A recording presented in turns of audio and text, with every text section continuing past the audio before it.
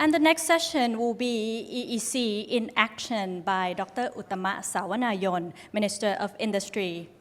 Dr. Uttama has been appointed Minister of Industry in 2006, and prior to this, he was Minister of Information and Communication Technology. And also, he was the president of Bangkok University and held various key positions in both the private and public sectors. Dr. Uttama received his PhD in management from the University of Massachusetts Amherst, and before that, he obtained an MBA in Finance and International Business from the Kellogg School of Management at Northwestern University, USA, and a bachelor's degree in Electrical Engineering from Brown University, USA. And may I now invite Dr. Uttama on the stage, please.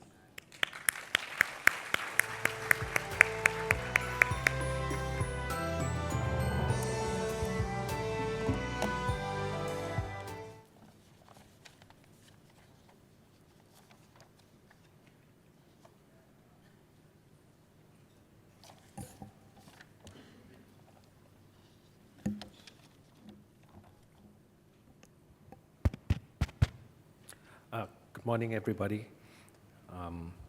It's a great pleasure for me to join you this morning at the Thailand Focus 2018 seminar.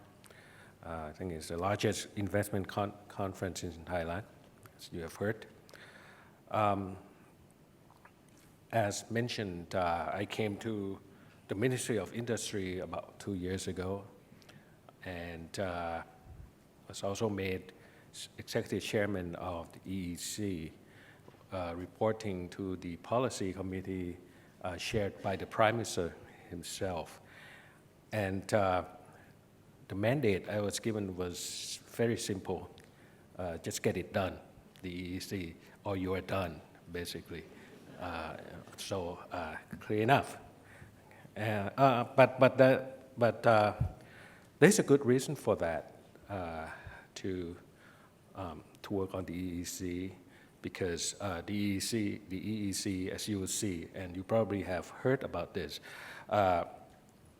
it hasn't been designed in isolation, but in fact, it has been designed to connect with our strategies on industrial transformation, Industry 4.0, on urbanization, healthcare, and so on. And that, that was why I'm in the job for now.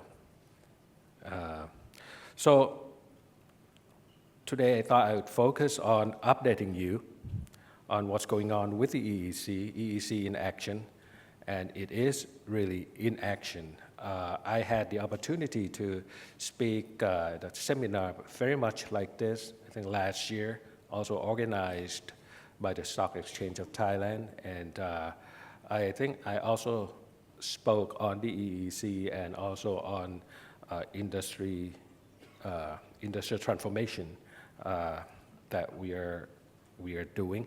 At that time, I spoke mainly about the concept, the goals, and the initiatives that were beginning at that time. So, and today, I think you will see that we have achieved good progress.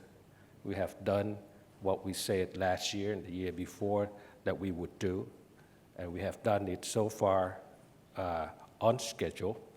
Very important, very crucial that we do that, because we very well recognize that on the investor side, on the business side, for a key flagship initiative like this, we need to get people confident from the get-go. And that's what I think we're doing, and I'll talk about that a little bit today. And I'd just like to say again what the Deputy Prime Minister has just said, that today Thailand is truly ready, and we have a unique opportunity to change in a significant and truly positive way through wide-ranging reforms and new sustainable development agenda. But first, we could not drive reform without the necessary strength, and as the Deputy Prime Minister has said, stability is the most important strength. Economic strength is also vital, and now we have both solidly in place. So over the course of the past 4 years, the Thai economy has improved significantly, as we have seen, the numbers, so on, export. For my part, the industries, the CAPU, capacity utilization is all-time high in 5 years, I think, something like that. In some industries actually reaching full capacity already, automotive, so on, electronics. And so is manufacturing production index. 15 months continuous growth in that. Capacity utilization that I mentioned was close to 70% now.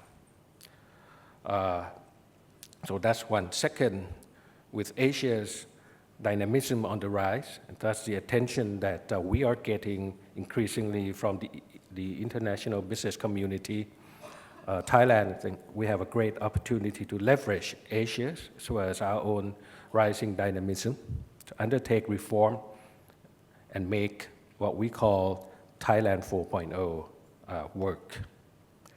And central to Thailand 4.0 is the transformation of Thailand's economy towards a more value-based economy that's driven by innovation and intensive high-level technology.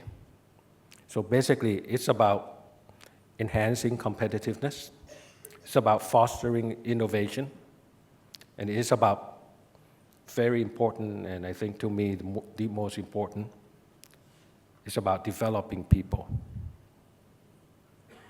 Now, our economic transformation has also been designed to promote, as you have heard, connectivity and also maximize the opportunities to grow and prosper together with our friends in Asia, especially our immediate neighbors. Through high-performance connectivity, physical as well as digital, as well as through enhanced productive synergies in priority industries and related clusters. As we know today, it's really connectivity and collaboration that spurs creativity, innovation, and dynamism. Now, allow me to share with you some of the key progresses which also present new and high potential opportunities for local and international businesses and investors as they are indispensable to the success of Thailand 4.0. First, I'd like to mention infrastructure development. I'll get there soon. Infrastructure development, very much critical to the economic transformation reform that we're doing. During the past 3 years, massive investment schemes been launched to upgrade infrastructures. Currently, the construction of infrastructure projects, particularly the extensive networks of urban mass transit, Bangkok and City, and you know, and you probably have experienced the notorious traffic Bangkok, especially these past few days, the rains and everything. Now, these are advancing as planned. The master plan of Bangkok mass transit system consists of an extension of 480 kilometers with 110 kilometers already in service, and the rest are now under construction or in the design stage. Now, these are all new. I'm talking about things that have been happening in the space of only past 3 years or so, almost 4 years. To elaborate on that, there are now 4 lines in service, 9 lines under construction, and other 6 lines in the detailed design and bidding process. So as such, think we can see that Bangkok and Venice City will change drastically with a high-performance transportation network, I would say, in 5 years. Now, and also in the overall perspective that Thailand also intends to become a leading regional center of connectivity. Foundation projects connecting the north-south, east-west corridors are moving forward.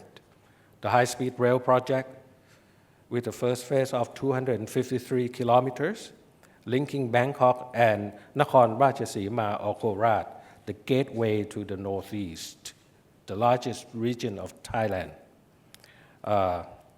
is worth about $5.5 billion US dollars, will enter the bidding stage in the fourth quarter of this year.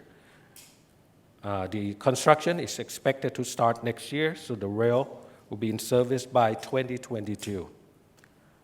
I think this particular rail system, the high-speed system linking Bangkok and Korat, will potentially create new high-impact perspectives of development for the entire northeastern region. And if you look at not just Thailand, but primarily, essentially Southeast Asia or CLMV, you can see that actually the center of gravity can shift to the northeast of Thailand in the coming years. Now, furthermore, nationwide high-performance digital infrastructure and numerous related undertakings are also coming online, as we need to transform the Thai economy also to be a digitally enabled economy. The nationwide internet scheme is being implemented to create effective digital networks linking basically all villages across the country. Adopting broadband fiber optic technology, the network will be completed for all villages by early next year. We have about close to 70,000 villages. About 60% has had good internet connections already. So we've been working during the past 3 years on the remaining, and that would be completed early next year. A slight delay, but still very much on track. Now let me turn to the progress of the industrial transformation, so-called Industry 4.0 transformation, very much at the center of our strategy to transform, reform the Thai economy, as the Deputy Prime Minister has said, so that it becomes more balanced, it becomes more competitive, more resilient as well. What we aim to do is to upgrade and deploy advanced technology through the systematic development of the priority industries and clusters. You may already have heard, we have identified priority industries that include 5 existing key industries. These are traditional growth engines for Thailand, and we want to enhance those, to upgrade those. For example, the automotive sector, we would like to move towards next generation automotives, future mobility, basically the EVs and so on. And those have begun. Real investments have begun. As you know, Thailand is among the top manufacturing bases for the automobile industry worldwide. Smart electronics, certainly food processing, tourism. These are the key traditional strengths. Now, there will also be new high value added industries that would serve as the new growth engines for the transformed Thai economy, such as robotics, aviation components, healthcare, medical device, and bioeconomy. This is the latest that we have added to our priority list. And bioeconomy, I think it's very natural for us. We are an agriculture-based economy, and I think we have great potential to develop agriculture towards bioeconomy. Actual investments have also begun, and I'll touch on that later, because I think it's such a great industry that Thailand can really capitalize on, leverage our strengths there. For example, let me just give you some numbers right now. On the bioeconomy,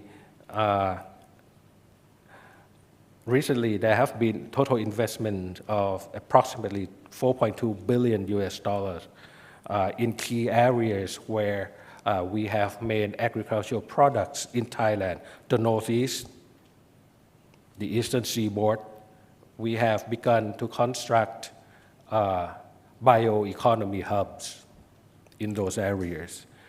And we have clear roadmaps how to do these industries. Every one of them, every single one has been worked on and designed by the private sector, government, the education sectors, universities for research and development.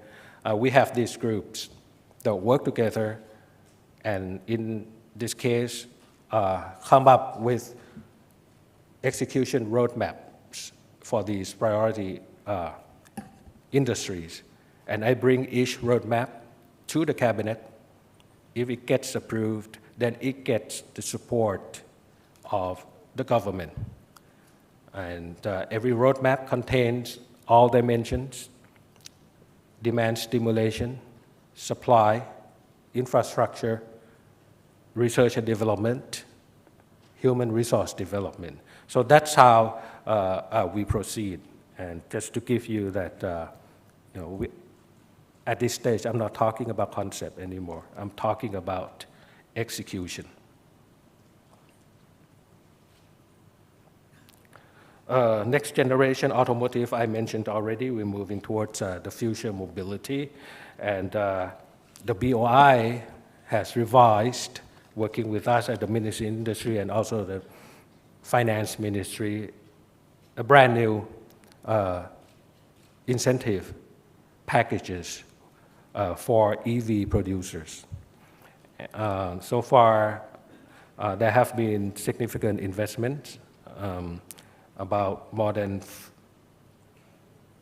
$1 billion recently in the past 3 years towards EVs, type vehicle, so on. Now, that was about industrial transformation. In fact, there is much more, but in the interest of time, I'll move on to the EEC. EEC in action. First of all, I'd like to point out, before we get into the update, that EEC, as I said, it's not been designed in isolation. And there are 3 principles I'd like to highlight for the EEC. First, it's a groundbreaking area-based development initiative.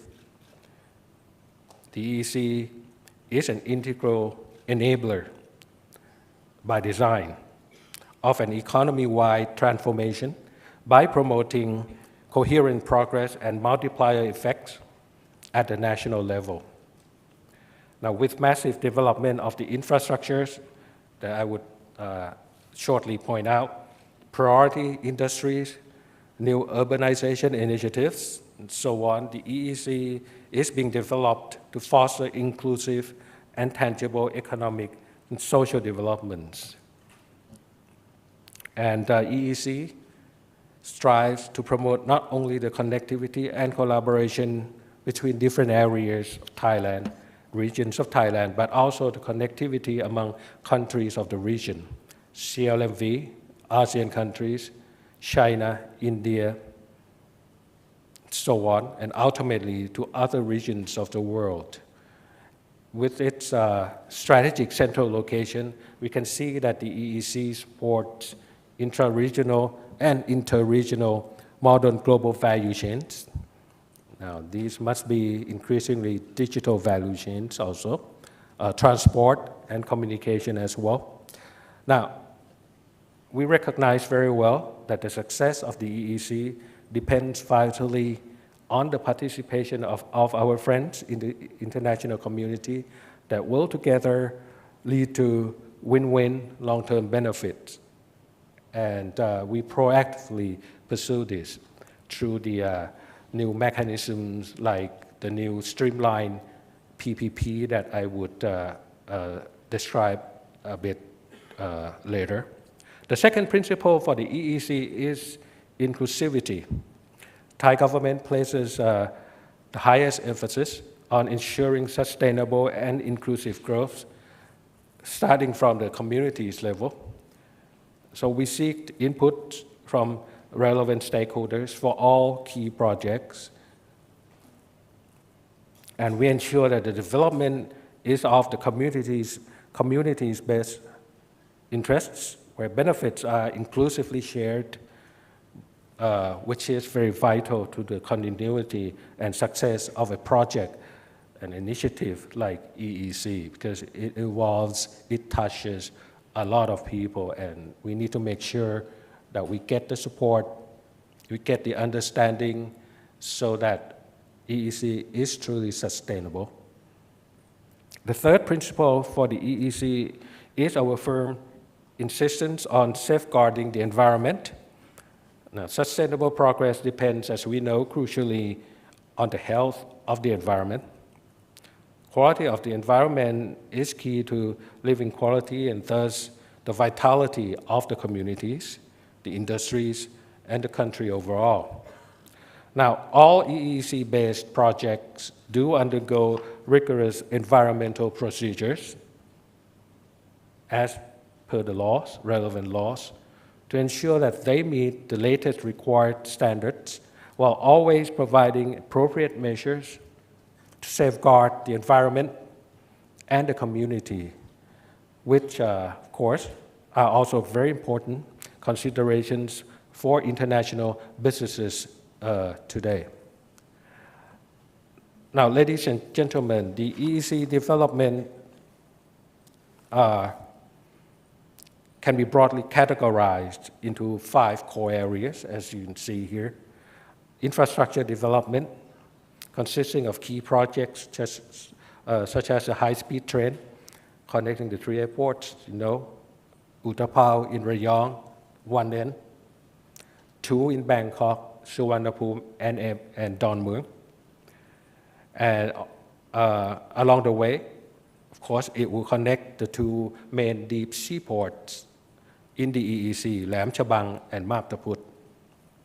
Second, target industries development, as I said, priority sectors that will develop in the EEC areas and also other areas of Thailand. But for EEC, there is a good reason for that because EEC is actually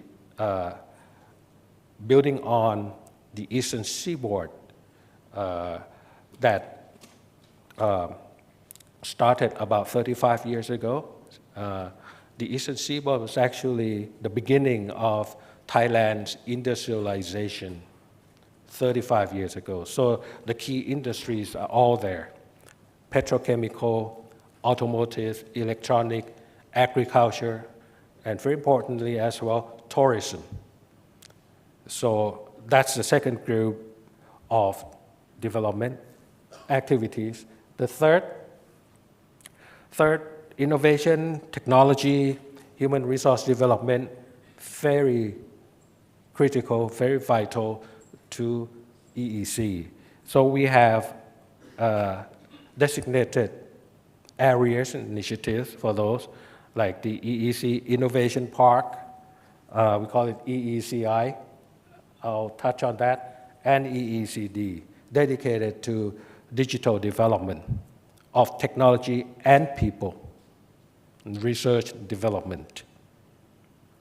Human resource, education, research, development, another group of activities. There are innovative programs ongoing using EEC as the test bed for that, and they are also being expanded throughout Thailand.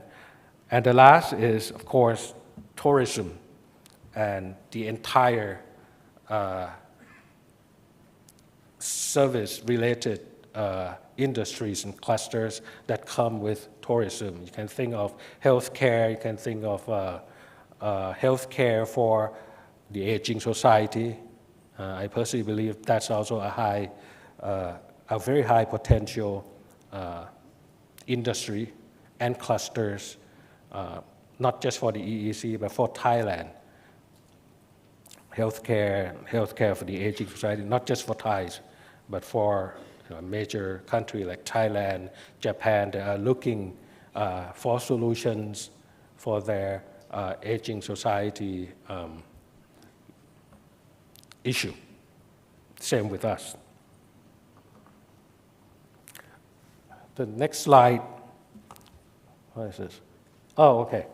I just want to start, or step back a little bit on EEC infrastructure development and present you with a big picture a little bit. Okay. So here, what we have is, you can see, as I mentioned up front, EEC is connected to virtually all strategic developments that the government is driving forward. You can see all these corridors. These are both transportation and, of course, economic development, commercial development, investment corridors. North-south, you can see the connection. For example, from China, of course, very obvious, Kunming, all the way down to Laos, Vientiane, back into Thailand through the two major cities of our northeastern region, Nong Khai and Khon Kaen, and then to EEC. Okay. That's just the north-south corridor. Okay. East-west, we have two. The upper and the lower. Okay. The lower, you can see from Tuai, Myanmar, from the west to Kanchanaburi, our western gateway, to Bangkok, and then EEC, then out to the east, to the border provinces, Sa Kaeo, and then out to our neighbor, Cambodia, and then Vietnam, Ho Chi Minh, so on. This is the lower, and then there is also the upper. Okay, the upper, Myanmar, into Thailand through Mae Hong Son, Phitsanulok, another major city there, Khon Kaen, and then out again to Vietnam. These are the key picture that we are working on. Now, there are real projects, starting with transportation rails mainly, for transporting people, goods, and so on along these major corridors. Oh, okay. Let me back up a little bit. What I would like to point out also in particular is the latest development, and this was like no more than 2 weeks, that the cabinet approved what you see there, the SEC, and this has nothing to do with you guys at the Exchange Commission, because we don't like to get involved with you unless we have to. No, the Secretary General and I are good friends, although he has more, white hair than I do now. We're getting there during the past 3 years. Anyway, okay, Southern Economic Corridor. Southern Economic Corridor. Now, this is not selling a dream. Okay, EEC is ongoing already. SEC will happen. And why will it happen? The reason is this. We have the EEC. EEC essentially looks east, right, and north. What about looking west? Now, Thailand is very fortunate. We have coastal areas both to the east, towards Pacific, and to the west. We haven't really developed the western part. Now is the time. You see that point, Ranong, right there, southern part of Thailand, is upper south a little bit. We have a deep sea port already. It hasn't been used to its full potential. The Cabinet has approved in principle the SEC, Southern Economic Corridor, and within that, a key development, a key initiative is the upgrading of Ranong's deep sea port, and also about 100-kilometer rail system from Bangkok. Well, we have Bangkok to another city, Chumphon. Now, Chumphon is a gateway to the south. It's above Ranong, connected to Ranong. We will build about 100-kilometer plus rail system, double rail system, connecting Chumphon to Ranong. Then you can start to see the full picture unfolding. Ranong would be our gateway, western gateway to the western markets, BIMSTEC, India, Bangladesh, Bhutan, Myanmar, and so on.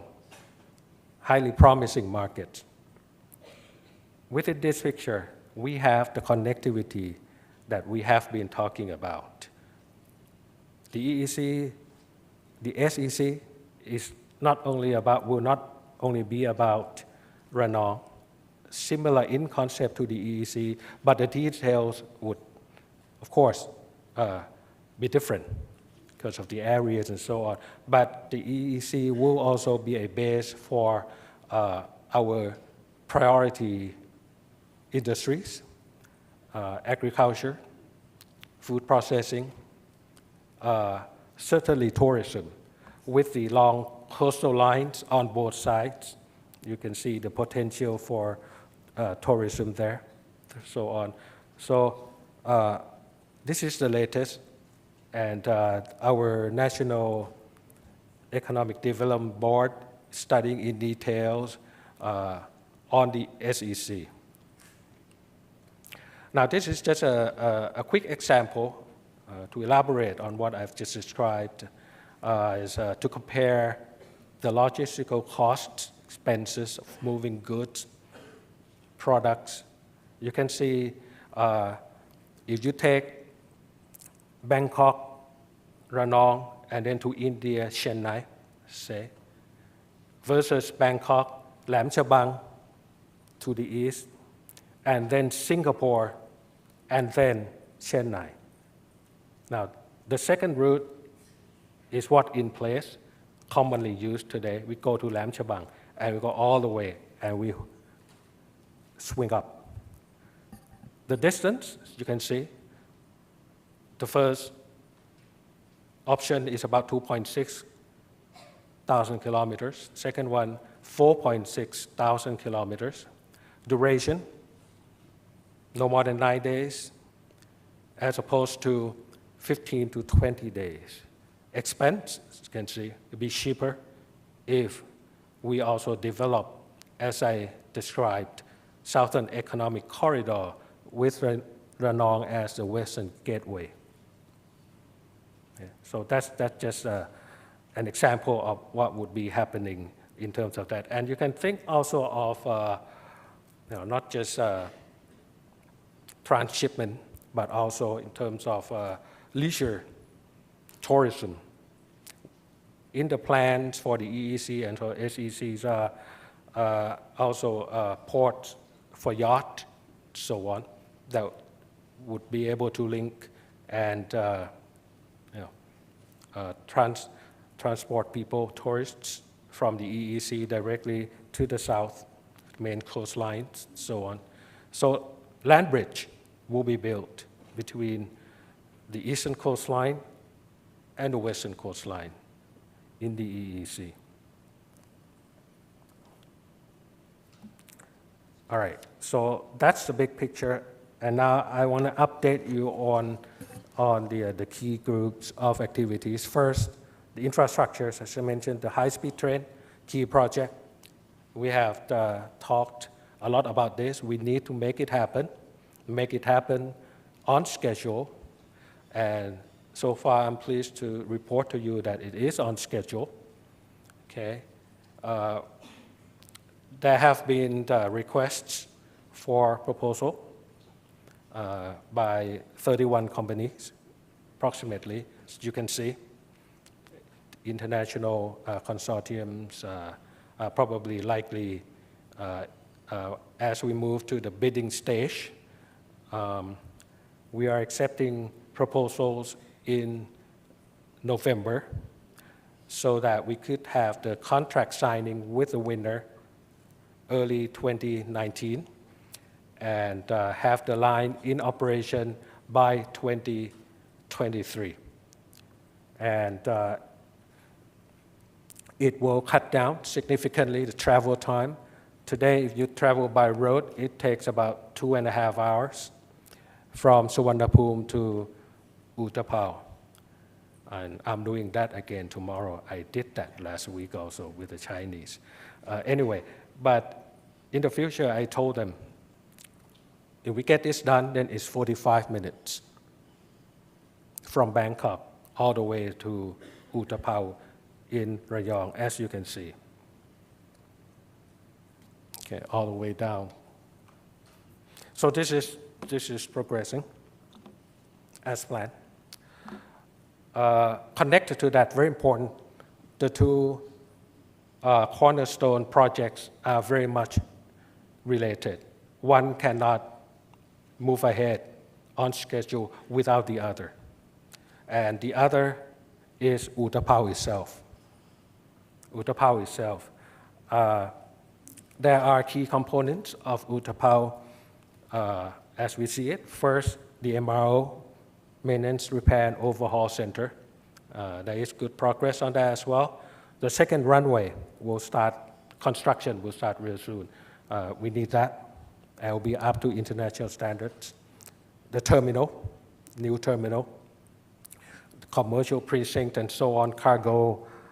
The idea is to build beyond Uttama, airport city, urbanization around that and beyond. I wouldn't even attempt to pronounce that thing, Eastern something police, but you get the idea. Okay. The plan is to have pretty much the project fully in operation by 2023. And for Uttama itself, it's been designed to support about 60 million tourists capacity in terms of its capacity a year. Now, Thailand, as you know, is getting to 35, and both of our main airports are running at full, actually over capacity already. So we are moving ahead with this, and we are also moving ahead with upgrading all other major airports that we have, Chiang Mai and so on, and Phuket. They're all running at full capacity. And if we need to drive reform, then these infrastructure, these cornerstone projects need to be in place.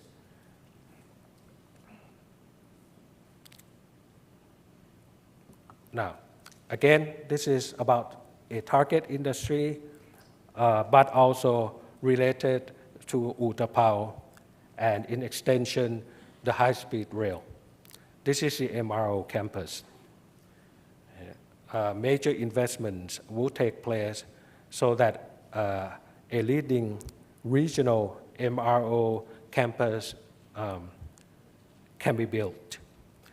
The latest progress and latest, I'm talking about just in recent months. When I was here last year, this wasn't happening at all.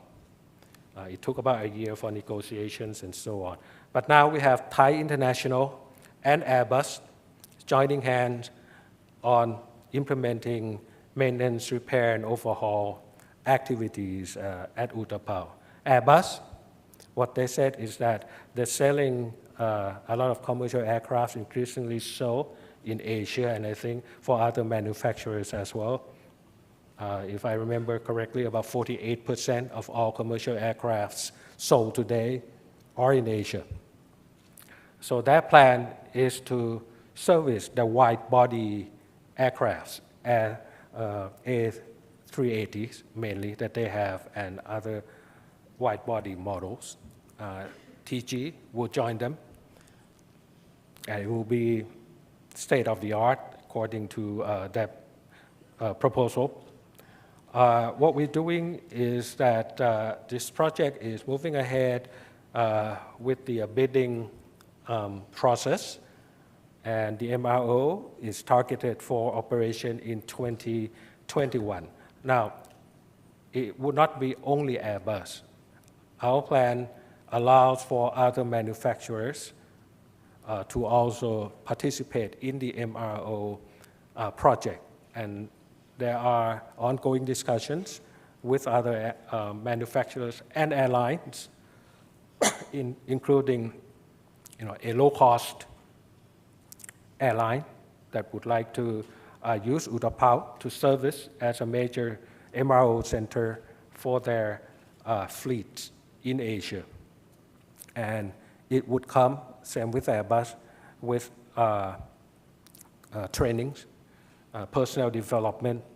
And what we are hoping to happen also is that in conjunction with MRO, we'll be able to build another priority industry, which is parts and components for the aviation in Thailand.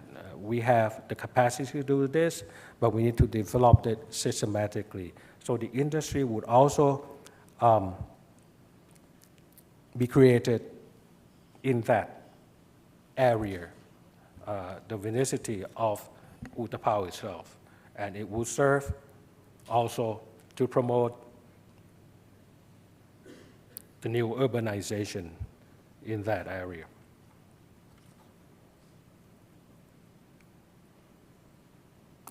Now we get to the progress on the two deep sea ports. Maptaput is at Rayong. It serves mainly the petrochemical activities. This is phase three, the latest that we will be expanding the port, obviously, so that it could accommodate a larger capacity for the petrochemical industry. Again, the TOR will be ready later this year, next year contract signing, operation in 2024. This project has received quite a bit of interest already from companies that are involved in petrochemical, in port management, so on.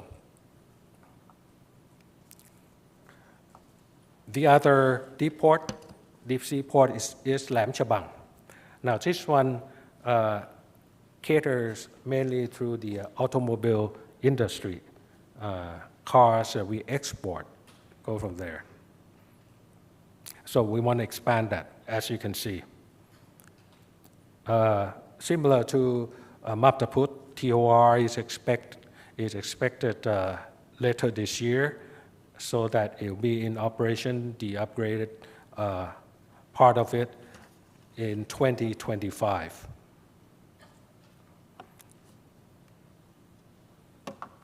Now, in terms of areas that we would like to have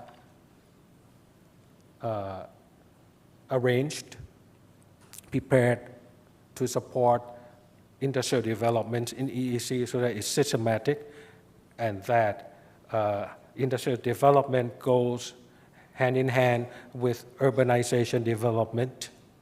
We need to have a plan, and we need to ensure that companies have good and sufficient supply of land. In this particular case, we go with industrial estates in terms of usage, land usage, planning. This is an example of industrial estates mostly owned by private companies, private owners that have worked with the EEC. I think right now, if I remember, if memory serves, there are more than this, by the way, but these are estates that have been granted the status of special development zone by the EEC office. They can apply for it. What's good about it is that it allows the industrial estates that have this status to have certain privileges and permissions for activities that will be pursued by companies that would be operating in those estates. So we have started on these, and quite a few of them are already running full stream, entertaining, supporting new investments that are happening in the EEC area.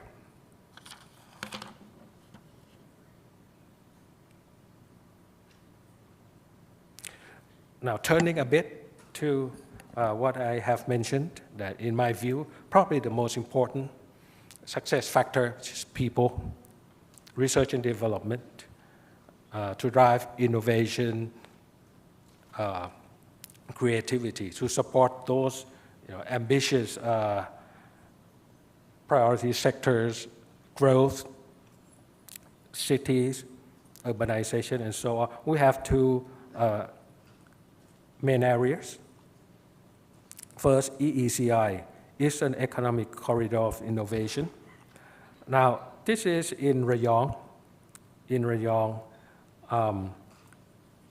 it will serve as focus point, catalyst for promoting technological development, research into high technology applications, turning innovation into commercial projects and so on, as well as fostering, incubating startups, and also human resource development that would directly respond to the industry's needs, respond better than we have been doing. That is what we want to do there. So that's the EECI. The other one, oh, by the way, it has received the budget from the government already. So the government will start. We will invest first. But eventually, we would expect to have private sectors coming in and building in the EECI. I'll give you an example. My ministry has been in discussion with Hong Kong Cyberport, or Cyberport Hong Kong. Some of you may have heard about Hong Kong Cyberport as a major project, as an incubator for startups in Hong Kong. We're doing a similar project in the EECI.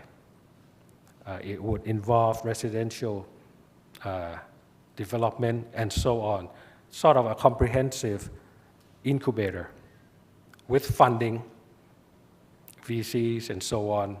We'll be working with the Stock Exchange of Thailand on this very important project. The other one is EECD, digital, as the name indicates. It will focus on digital technology development and also human resource. EECD is in Chonburi, around Sirachai area. Now, both already have lands assigned. So it's not a question of where, it's a question of only when things will happen on schedule or not.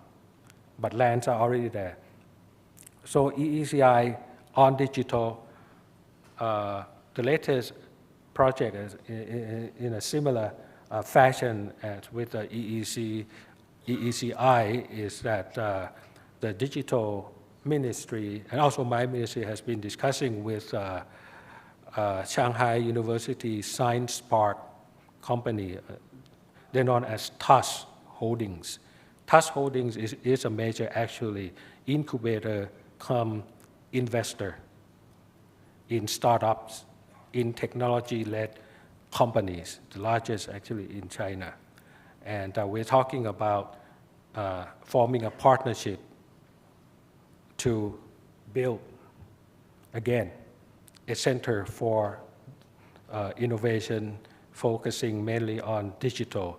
And they have been involving in the planning stage already, the specifications for the labs and buildings.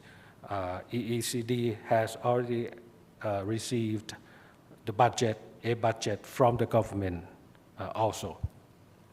And the operation is expected to begin in 2022, as you can see. So the construction is actually moving ahead, starting next year on this project. So these are the total investment you have heard, close to $50 billion US. And in all these key groups of projects, the numbers haven't changed much. I also presented this last year, just changed very little, maybe from 47 to 49.9. But otherwise, they are very much as they are. So we are progressing as planned. And the main mechanism is private-public partnership that I mentioned. The government expects to put in about 20%, 80% from private investors and businesses in these areas. Now, I'd like to touch on a little bit on a very important push by current government, improvement of ease of doing business. This is, as we all know, very crucial to Thailand if we want to reform and if we want to make Thailand truly competitive, meaning that we need to ensure that Thailand can attract competitive companies to come to invest and grow in Thailand. And to us, that means competitive landscape, that means competitiveness of Thailand also, not just industries, but the landscape need to promote, accommodate competitive companies to come to Thailand. So in terms of what I have presented here a little bit, this is just one dimension of ease of doing business. Of course, we need to work with the laws. Very important, we want to facilitate to upgrade ease of doing business. For the past 3, almost 4 years alone, we have completed the enactment of 300 new laws. And also, there are revisions in pipeline for other 288. All of this, I can tell you, totally unprecedented in Thailand. Some of these laws are very difficult to touch for different reasons, but we're touching them and we're changing them today. Okay. So ease of doing business, and a point that I'd like to highlight is also that when we talk about ease of doing business, we're not talking only about making doing business in Thailand convenient and easy, but we are talking also about, some of these laws are very much about that. We are also talking about making a level playing field for everyone. Now we have, for example, those cornerstone projects ongoing. We need to give comfort to investors, companies, global companies that are interested to bid for those projects, that it is a level playing field, that Thailand will choose the best option, regardless. And that's also ease of doing business for us. Here is a PPP.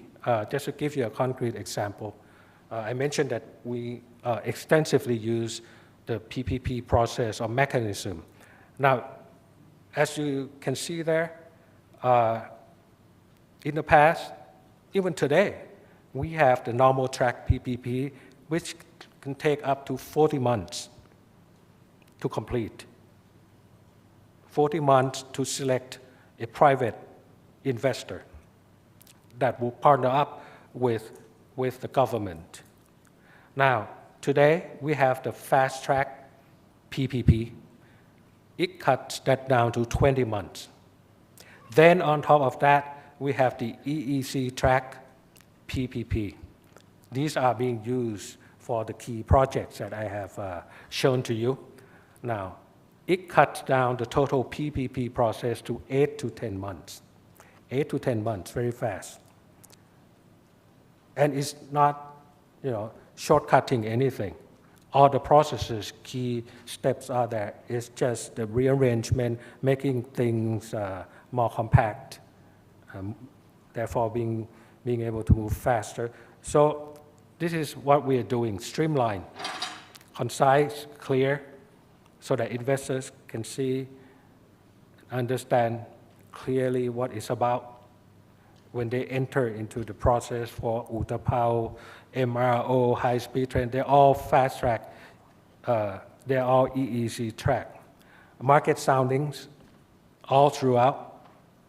We do that. So it's really, it has been designed from day one, EEC track, fast track, to meet international standards. Never been done before, and it's done now, it's being used now. The mass transit system for Bangkok and Venice City is using PPP fast track. Okay. Our goal, which is ongoing right now, is that the Ministry of Finance will make sure that, and us will work together to make sure that the fast track and the EEC track can be applied throughout Thailand. Again, a particular law needs to be revised there, and we're moving on that. EEC is again serving as a test bed for these new innovations in regulations, practices, so on. And we will definitely expand these throughout Thailand to really leverage their potential. So actually I have more, but I think I have gone over my time already. I hope you get an idea of how things are moving. One last thing I'd like to say is that I think really Thailand's situation and outlook has changed significantly from 4 years ago.